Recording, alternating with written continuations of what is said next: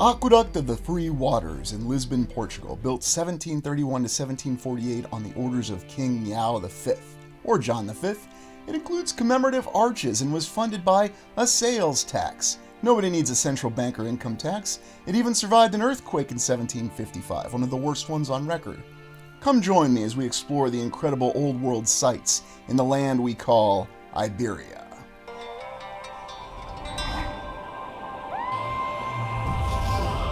I've received many questions about what I consider to be one of the most densely populated, or perhaps one of the most dense areas of remaining old world infrastructure and structures. And that land happens to be Iberia. Iberia, the incredible peninsula on Western Europe. Oftentimes a land that's overlooked by many of the magnificent sites that are across the continent of Europe, a continent which does include the nation of Russia. The grandeur of Iberia. So many sites, so many structures, palaces, monasteries, aqueducts. And it should be noted that we traditionally associate aqueducts with the Romans. But the aqueduct that we started off this exploration with was defined to have been built by Portugal and on the orders of a king. And when we look around, we see that there are many elaborate examples of architecture. There's also the unique historical perspective of the Iberian Peninsula. And whatever your thoughts are on history, there's a lot of unique nuances to it. For example, we do have a history, at least an established history, that goes all the way back to Paleolithic and Neolithic period. It includes the Romans. It includes the medieval times. It includes a vast struggle by two great empires. Yes, always a struggle between empires. And whether it was the Caliphate or whether it was the Kingdom of Spain and subsequent Kingdom of Portugal, there remains many incredible old world sites, with many different explanations concerning their origins. And yet we have to ask the question as we look at these impressive old world sites in this land that includes the Stairway to Heaven, what was their actual origin? Now, it could be possible that the official historical account given to us is correct. But if you do a little critical thinking, or apply a little critical thinking, if you actually look at the account of any single structure, and compare it with other structures, and compare it with a timeline, to include the account of how the incredible aqueduct in Lisbon, Portugal that we looked at to start this exploration was funded, you start to find discrepancies. Now, to be fair, those discrepancies can be explained by the fact that there may be mistakes in the official historical record.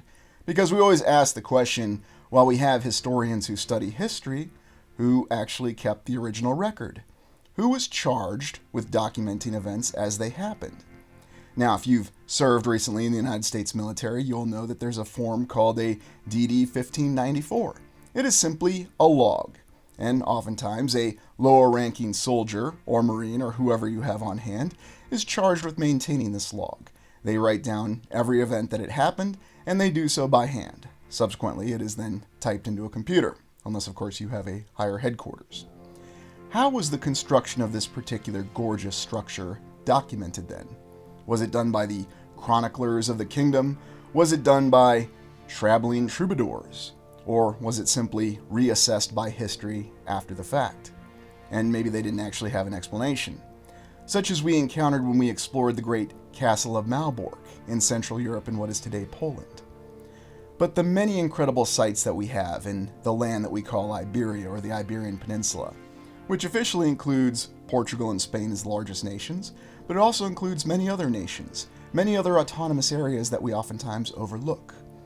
And when you're actually on the ground in this particular land, you will find that there are many incredible sites that have a lot of depth to them. In fact, if you're really looking for just simply the amount of old world sites in a very dense area, in other words, the most amount of surviving old world architecture, I would say that Iberia has a strong claim, for whatever reason, reasons that we don't know, to having these incredible examples. And when you look around, you'll see everything that we've seen across the land. Many domes, many pediments, many arches, and yet so much of this architecture survives. Many of these structures did actually reach us. And some of the most elaborate and adorned and decorated cathedrals and churches. And of course, there's also the conflicting account in terms of if these churches or these religious sites, what their origin was, and which particular religion was responsible for ordering and carrying out their construction. And whatever the true origin behind these structures are, you can't help but notice that you really are in a different land. A land that wherever you came from, if you walk across it, you will find numerous examples. And perhaps it might even be safe to say that if we go by the 5 eras theory, you will also find the most amount of surviving architecture and structures that allude to the possible existence of previous eras. Because there's no shortage of what on this channel we call star forts, or geometrically precise foundation structures. And perhaps I should have thought about that. You also have surviving examples of trolleys, and the so-called inclined little railroad that still exists in many of these towns and cities across the Iberian Peninsula. And during this overview, we're really just looking at all the great examples. We are going to look at a few specific examples, and depending on the result and the response to this particular exploration, we will be looking in more depth at several sites within the wondrous Iberian Peninsula. But you might be asking, how could they possibly afford to construct commemorative arches, or the many arches, the Arches of Triumph, and all the other examples that showcase the primacy and the capability of a civilization? Could anybody build something like this today? I mean, we think about going to other lands, and we know, for example, in the United States, the use of the trolley has declined immensely, and it's only affiliated and associated with the city of San Francisco to this day. Yet you can go across different sites in Portugal and Spain, and you can find that there are trolleys and inclined railroads that are still in use. And why is that the situation? What would it be like if we had this kind of transportation that was all over the place? It seems as though these may be surviving examples that, for whatever reason from the previous civilization, were not removed from service. Now, could that simply be a sign of the particular civilization or the particular society, that it has some difference, that it has some autonomy? That may be possible. And we are going to look in more detail at the numerous accounts that we have of the Iberian Peninsula, because, as the official account would have it, there are actual autonomous regions that function. There's also no shortage of incredible structures that we're told are castles. Castles that were constructed for defensive purposes. Wondrous fixed-site fortifications. And of course, one of the oldest adages or sayings in military history is that fixed fortifications are a monument to the stupidity of humanity. And why is that? Because even if you build a great wall that completely walls off a nation from another nation, there are still accounts of it being attacked and successfully invaded. Numerous accounts. And it's the same thing for the Iberian Peninsula, even with the severely restrictive terrain. You also find some of the most incredible examples of the great cathedrals that we've looked at. No shortages of palaces. And not just palaces that were stated to have been constructed in the 15 to the 1700s, but also structures that were constructed in the 1800s, and some even in the early 1900s, on a very short timeline. Simply looking at the overlapping examples of architecture, you might think, and it could be understood to have the thoughts, that this really does reflect the official historical account. But if we step back a little bit and we look at every individual structure and its particular account, how it was funded, how it was constructed, we always have a lack of information, even for the structures that were constructed as recent as the 1920s.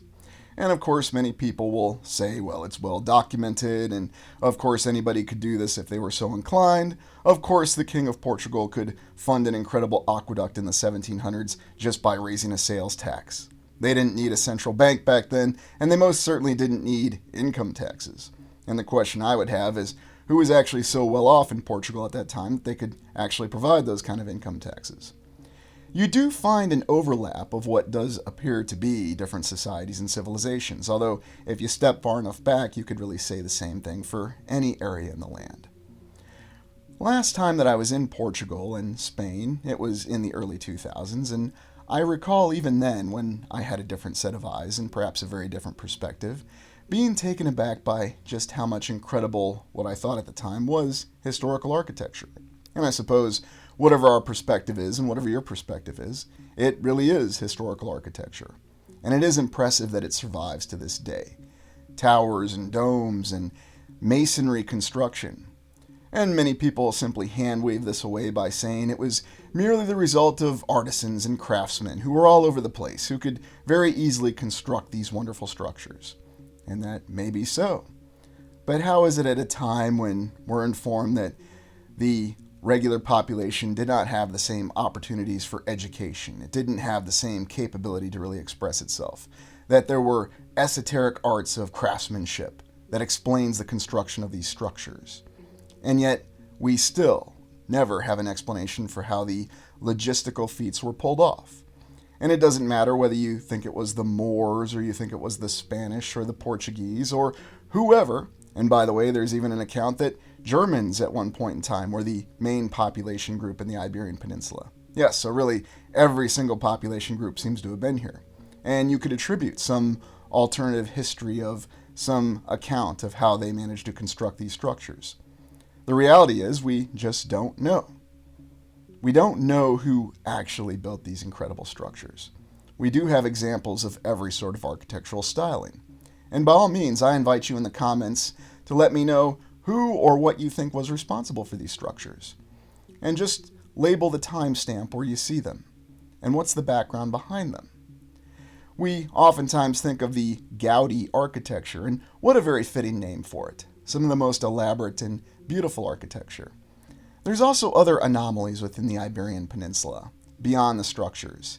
The very natural landscape itself, which contains a beauty and seems to have an identity to it that goes further back than we might like to think.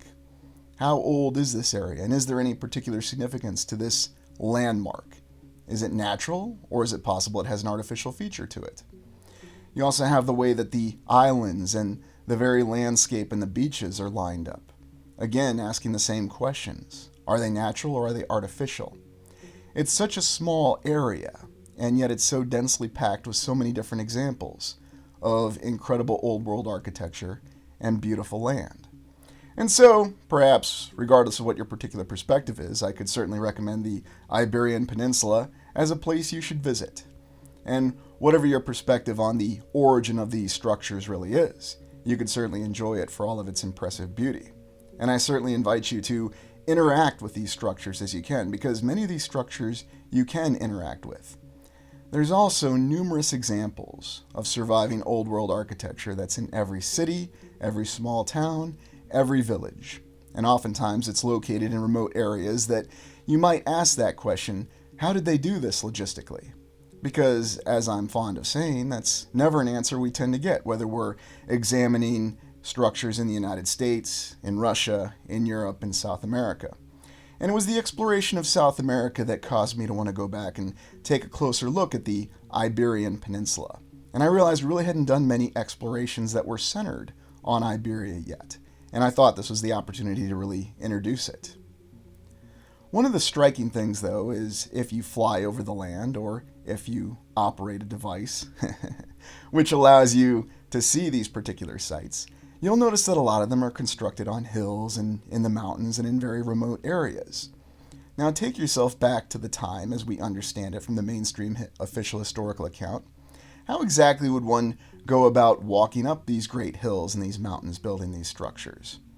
How exactly would one continue building the wonderful cathedral that we see here? Now, of course, this is another example of the Gaudi architecture, a very unique anomaly here with the Sagrada Familia Cathedral. What's really the origin behind it? Well, we're informed that a portion of it was constructed in the 1800s, and it's been under continuous construction since, even to this day. But then you also have the legacy of the old fortifications, what we refer to as star forts, or geometrically precise foundation structures. And there are so many examples of these across the Iberian Peninsula. You even have numerous fountains that are located all over, with different structures and statues affiliated with them. What exactly are they really constructed out of? Because I'm always impressed by the fact that we have accounts that these structures have been here for hundreds of years, and if true, how is it that they're still standing? Because one thing you tend not to have are numerous images and accounts of constant renovations. And it seems as though, for whatever reason, the lands of Iberia have not been hit by the need for urban renewal. There's also the incredible open landscape that you can find, the mountains and the mountain passes. And when you take different looks at different perspectives, you can see this mixing of structures. You can see these grand cathedrals and monasteries with their great towers and domes. and they're all over the place. And perhaps that's one of the most dramatic presentations of the land of Iberia. And you can also find the mixing of what we might consider our current civilization on top of the previous civilizations. And whatever your perspective on history is, you certainly have to understand that these are dramatic structures, that these are genuine and authentic structures, made out of materials that still endure to this day. And whichever particular incredible castle or monastery that you're looking at in its very isolated and remote location, you find yourself struggling to really explain how it was done from that logistical means. Any overview of any city will give you numerous examples of palaces, cathedrals, municipal buildings, and every other example that we have. So much architecture that for whatever reason continues to endure in the Iberian Peninsula to this day, and all within easy traveling distance. Well, let's take a look at the star forts, or as I like to call the geometrically precise foundation structures. Yes, perhaps I lament coming up with that term. But when we look at Portugal on our wonderful star fort map, we see that there are many examples of star forts, oddly enough, out in the open land. So some people have suggested in the comments that they were constructed to resist the attacks of pirates. Although these ones out in the open landscape, some of the most dramatic examples of star forts that we have, were certainly not constructed to resist pirates, unless of course they were going for a long walk. And if you ever played the original Pirate Simulator game from the 1990s, you'll know that when you're pirates and you're out walking around, it's not a lot of fun. But to be serious though, we see some of the most exact and amazing geometrically precise foundation structures. Are these really just fortifications? Or are they representing something else entirely? Because many of these still exist in the middle of cities. Well, you could simply say that it's merely a citadel, it's merely a fortress complex. It was so they could defend the city from all the invaders who were coming from every direction, not just the sea. And yet when I look, every time I see these geometrically precise foundation structures, these star forts, I'm always led to the impression that there's a very different origin story behind them.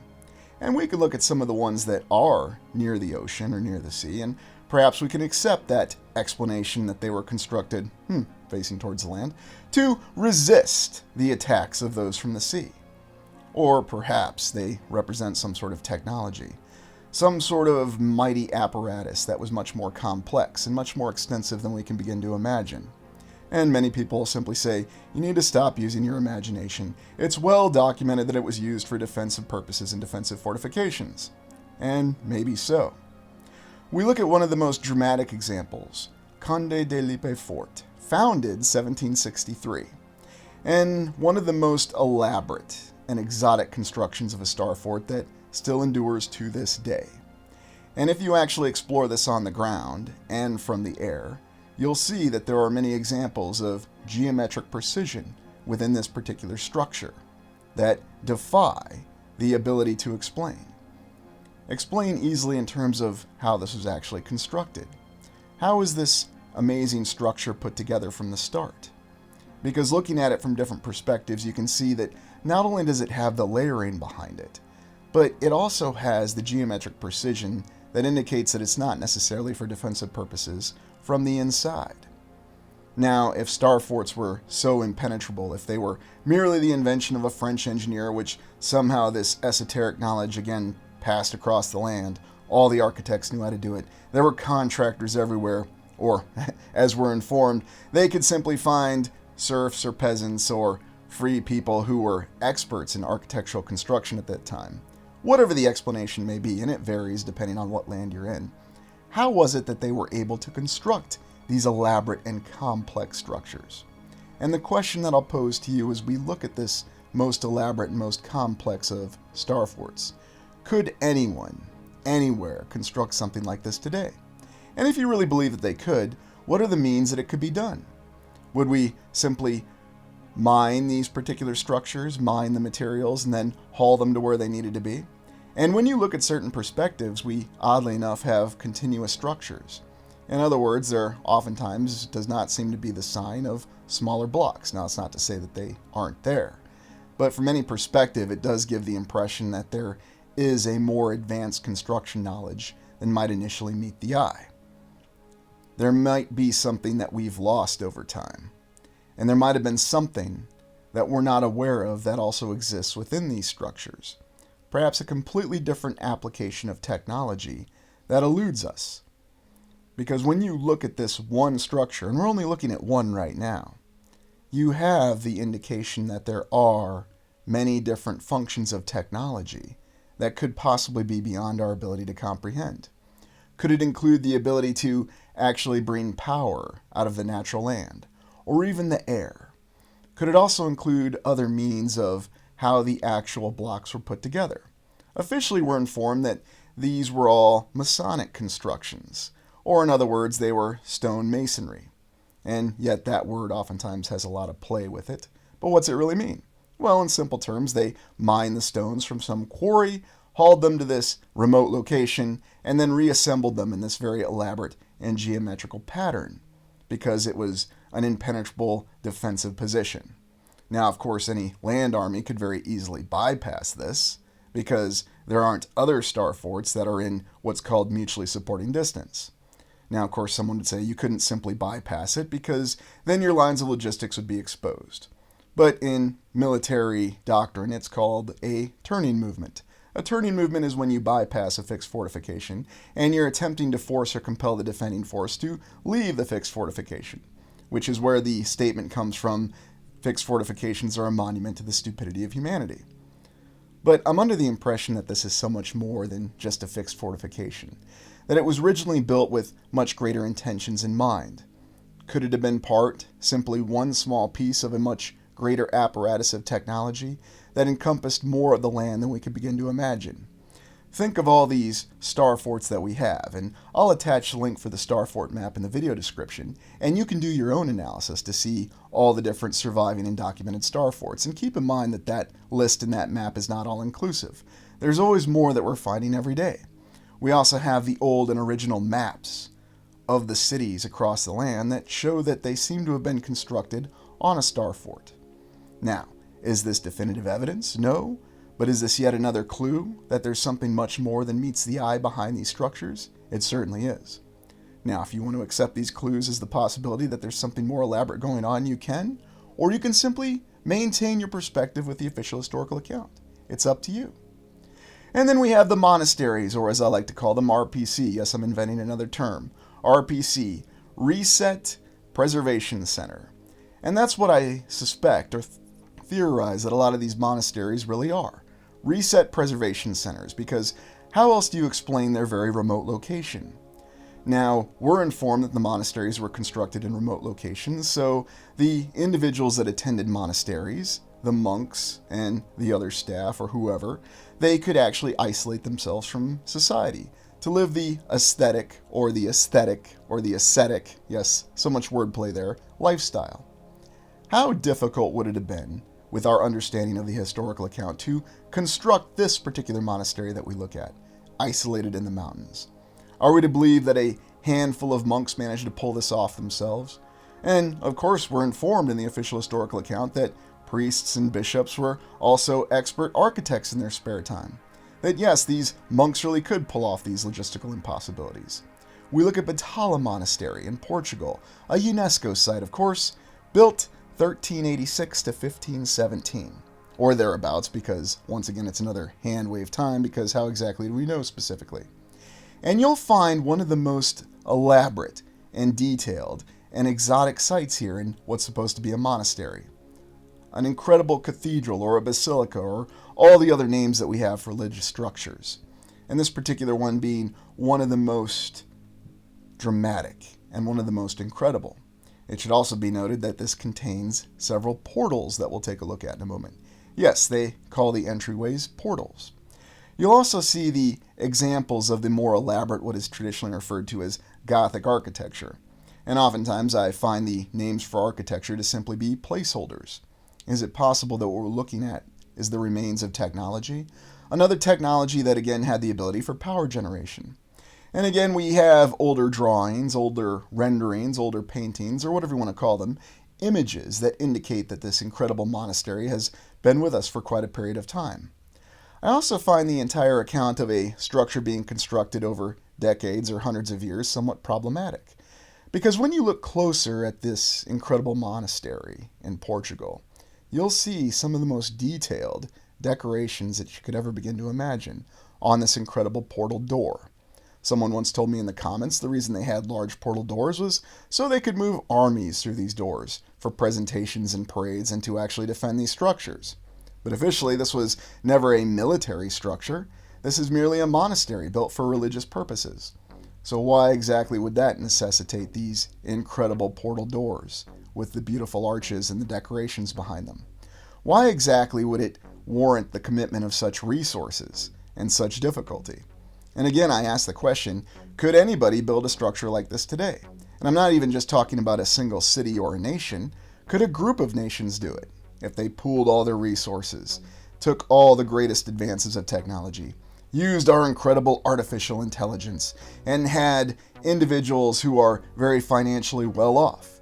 Because when we go back to the original account of the aqueduct in Portugal, we're not informed that King Yao V financed it out of his own pocket. He had to raise his sales tax to do it. Where exactly did the money come from to build this elaborate monastery? Did they place a sales tax on the monks that were going to live there? And those are the kind of intellectual cheetah flips that you have to engage in if you're going to just accept the official historical account. Or the other way you could accept it is just simply not to apply any critical thinking and accept everything you're told. You look at the older images, though, of this monastery, and again, you're given the impression that this structure is far older than we could begin to imagine. Is it just a few hundred years old, or is it even older than that? And yet, despite the fact that it's so incredibly old, something about it appears so incredibly advanced. And no matter what people tell you, and whatever preconceived notions you have, if you go and you visit this and look at it from the ground, you'll also see that there are many details about it that defy the ability to explain, even in modern construction techniques. Now, of course, someone will tell you, yes, we could do this if we were so inclined. We just don't have the money now. And I always find that explanation so enjoyable. I always appreciate the explanation, though, of money because we seem to think, or we've been inclined to think, that if we just have any amount of money, we can achieve anything. But you can find no shortage of very recent modern examples that no amount of money can simply achieve anything. And perhaps one of the most famous examples is just to look at the United States adventures in the Middle East and all the money that was expended in places such as Iraq and Afghanistan. And did the United States come to achieving its strategic objectives? Well, some would debate on that, but why were they there so long? And what did they ultimately achieve? Because I use that example because we're talking about trillions of dollars. And the question I have is, could trillions of dollars committed actually build a structure like this today? You need more than money. You need to actually have the knowledge. And defenders of the mainstream account will simply say that, yes, they had the knowledge. There were expert craftsmen everywhere to be found. In Spain and Portugal, back in the 13, 14, and 1500s, you apparently didn't have to provide them with any water or food, and if you just had animal power, that answers the logistics, the questions that are never answered. And then with the knowledge of craftspeople, you could actually achieve this. And perhaps they taxed the people in the local villages, and they imposed a sales tax on the monks that were actually going to inhabit this monastery. And that's how we can easily explain without question how this incredible edifice was constructed over 100 years with all the beautiful ornate detail. Oh, it should also be noted that it was constructed to survive to this very day. And now as we gaze upon the incredible and ornately decorated portals, and why exactly are they called portals? Well, there's many different explanations and theories for why they oftentimes use the explanation of portals for a structure such as this. Now again, you can simply say it's because it's a matter of religious piety, and perhaps they were paying tribute to that. You take a look though at this monastery, and I'm usually not a fan of using Google Earth, at least I don't prefer to do that kind of exploration on my channel, and I'm not criticizing other explorers who do, it's just not something that works well for me. But I'm making an exception in this particular case because I believe you can get a good idea of what the structure actually looks like. You can also see some of the fine geometric precision looking at it from the air. And I also wanted to take some time to really look at it on the ground with you because I do recall being on the ground looking at this structure, but at the time I didn't have a cell phone. Nobody had a cell phone at this particular time. Everybody that was there just simply appreciated the structure. Now, I'm not criticizing the use of cell phones or anything like that, at least not in this exploration, But I'm using this to show you exactly what this structure looks like from the ground. Because not only is the structure itself very impressive, but the surrounding foundation, the very blocks that it's constructed on, are very impressive. And again, you have this almost conflicting visual of at what point in time a lot of these blocks were actually brought in. How was this construction really done? Now, if you accept the mainstream historical account, you have to ask, how exactly were each of these towers, how was every little spire constructed? Was it carved? Was it formed? Was it poured into place? Well, if we go with the latter explanations, how exactly was that pulled off from the mid-1300s to the early 1500s? How exactly did they achieve such fine geometric precision even from the air? And here you can kind of see how the actual pad that it was constructed on, I'll just call it that, I know that's a little bit of a generic term, but also the surrounding grounds. There's even geometric precision in the surrounding grounds. And it looks like we even have a little bit of a sewer area here, or at least a drainage area. So again, it gives the impression that there's something much more advanced about this particular structure than we can begin to imagine. And even looking in the interior courtyard, you can see the many examples of the arches and the beauty that persist to this day. How old is this structure really? How exactly were these towers constructed? How was the detail in every single arch constructed at that time as well? Because we're going back to the 13 to the 1400s. This is a time we're informed that the vast majority of the population was illiterate, that they were isolated, and that they were living in seclusion, at least seclusion from the rest of society. And yet somehow they managed to find people who were experts to pull off all of this detailed construction. How many monks would it have taken to actually just build a single one of these spires? And again, asking the question, how would they have done it? Now, you might think this is merely a repetitive form of questioning, but, since things are told to us in a repetitive fashion, yes, they did it, yes, they did it, yes, they did it, then I respond by saying, how did they do it? How did they do it? How did they do it? And I don't think I've ever gotten a good explanation behind it. Now I know there'll be people in the comments that'll respond with emotionalism, as there usually is, that you should not be questioning the great European history, that that's absurd. Of course, I question all history. I'm not confined to a particular geographical area. And yet you see some of the unbelievable precision, some of the beauty, just looking at the fine details within the structure. And if you do have the means, or if you are going on a trip in Portugal, or if you live there, I strongly recommend visiting this site. There's also other feelings, other inclinations you'll have while you're actually on site at this particular monastery. You could certainly understand why some would say that it has a profound religious effect on people. And the only reason that I decided to actually use a little bit of a Google Earth exploration is I wanted to try to convey that sense to you. If you don't have the means to get there, I wanted to try to share that with you. And by all means, on your own, look into the official history behind this incredible monastery. Try to find out exactly how they constructed it. Because much like the castle and numerous other castles, numerous other palaces, there are so many large details that are missing. And again, when you go outside of the structure and you look at the actual blocks that it's built on, let's just question that. There's also this impressive statue out in front of it. And yet again, it reflects the individual who had won another military victory that we're celebrating, and that was what prompted the construction of this monastery. Yes, there was a time when the state supported the initiatives of the church, and that's another way that we explain this. Again, it was all in the unified bout of piety. Some people simply say that divine beings constructed all these structures, and that's the explanation. I certainly can't discount it, because I did not witness a structure being constructed firsthand. So right now, my mind is open to every single explanation. Yes, to include the mainstream historical account. But I just assign different possibilities, different likelihoods of each account actually being true. And right now, I believe that the actual account that we have, the real way that these structures were built and pulled off, is something that eludes us currently.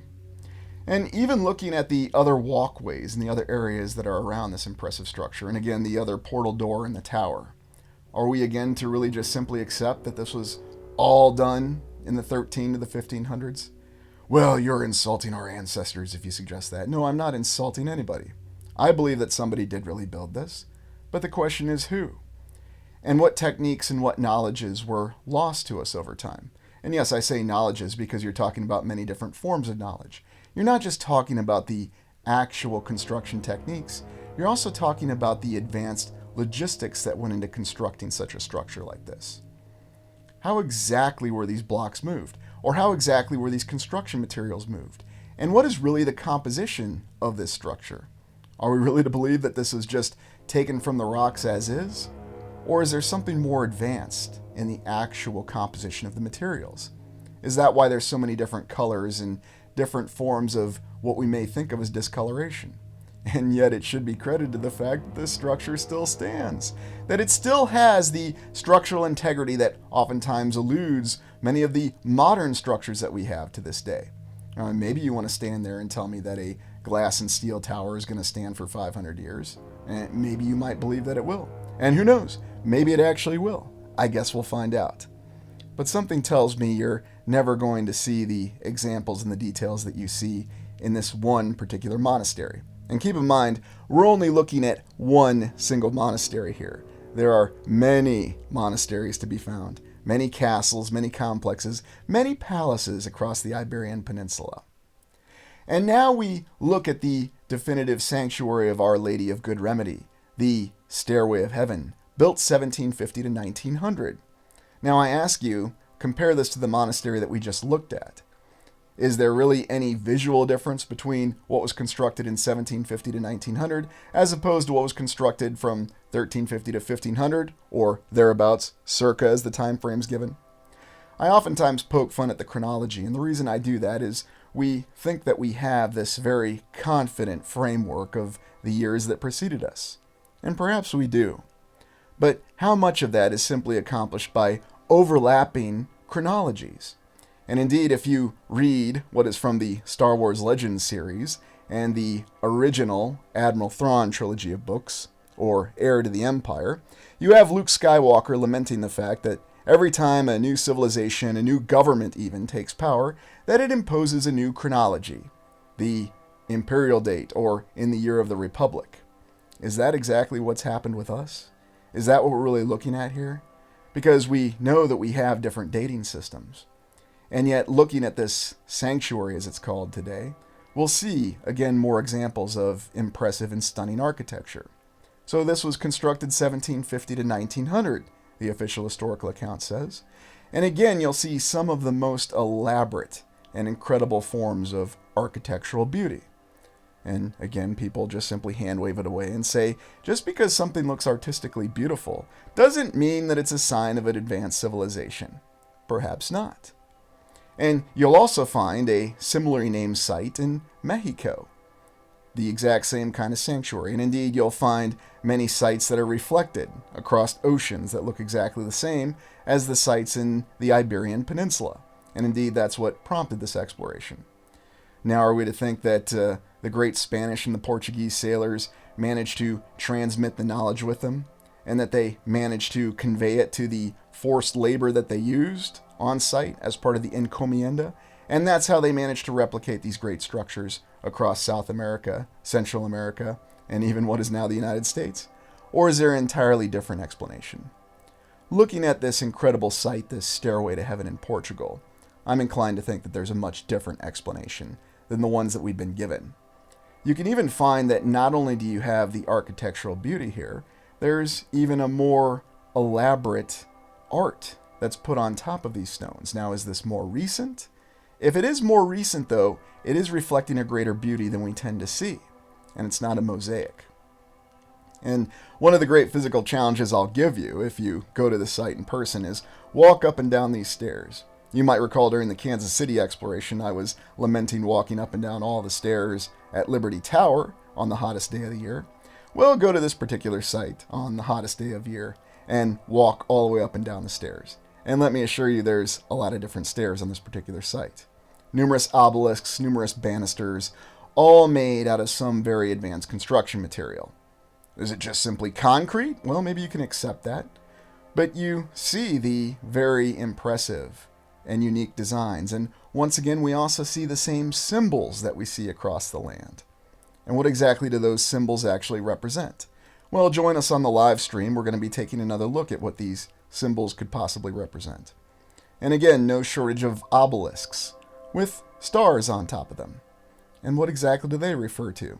These aren't exactly the symbols that we'd expect to see in Portugal in the 1750s, the 1900s. Now, maybe somebody out there will argue that, yes, it's very well documented that there was a small group of people that actually wanted to showcase these symbols, that this makes sense within the context of the Catholic religion at that time, or whatever religion we say was actually in power or had influence during that particular time.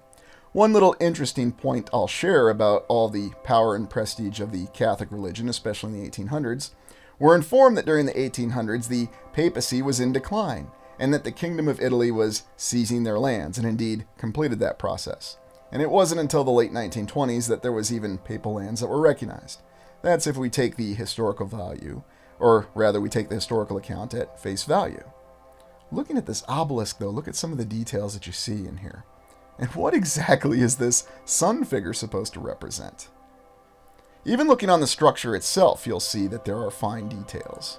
Many different window adornments, many different portal windows, and even clocks on this? Why exactly would anybody put all this kind of effort into constructing this in 1750 to 1900? Weren't there other concerns that were going on at that time?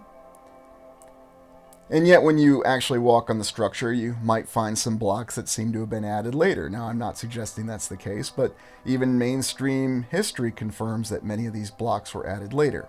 That oftentimes these structures are the subject to numerous renovations, and if it wasn't for the intervention of these renovations, that these structures would just fall apart. For this particular sanctuary, there is also the presence of very old trees, and oftentimes I overlook the presence of the flora and the foliage that tend to be around these particular structures.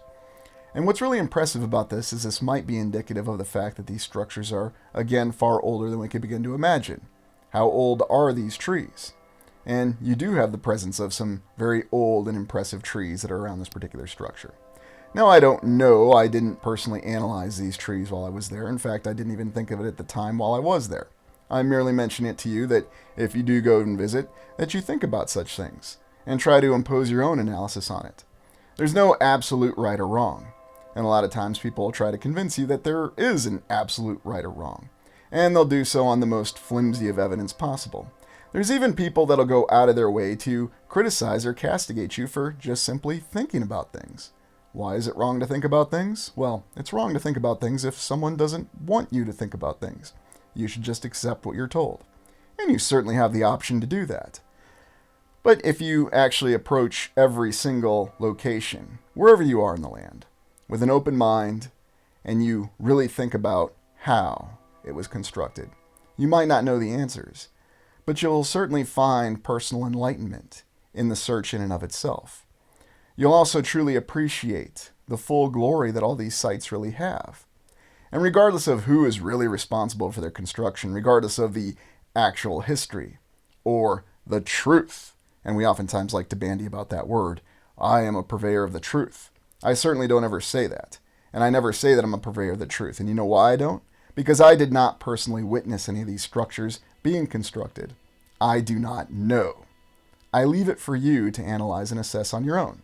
And I'm not going to criticize or castigate or humiliate you because you want to embrace a different perspective on it. If you want to embrace the mainstream perspective, that's completely fine.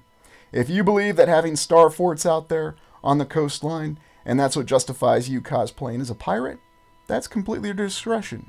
And I have no issue with that. In fact, I appreciate people who use creativity and imagination. But perhaps one of the most impressive and dramatic things when we do these explorations that we tend to see, we have to think about what's the origin of these structures. We're informed that these little marks that you have on these blocks were simply done by those that constructed it as some sort of marking system. Is that really what happened? Because unless you actually witnessed it, how can you actually know what happened? Yes, you have a recorded historical account, recorded by whom exactly? Sometimes we know, most times we don't. And if you do go to Portugal, I strongly recommend you visit this sanctuary, that you walk all these stairs and really go through the experience of what it must be. Just think on how difficult it is to walk this structure. Imagine how difficult it was to construct it. even if this was constructed today, now, with all the modern implementations of technology we have, with our artificial intelligence, with our hydraulics and heavy machinery, with our developed logistics systems, our incredible roads, our motorized and mechanized transportation. We have no limits on what we can do to this day. And yet I would argue that there is no one anywhere, no compilation of organizations and nations that could pull off a structure like this today. Perhaps we could pull off some sort of replication of it, but you could tell it's not authentic, at least not what came before. But what are your thoughts? Thank you for joining me. Please like, comment, and subscribe.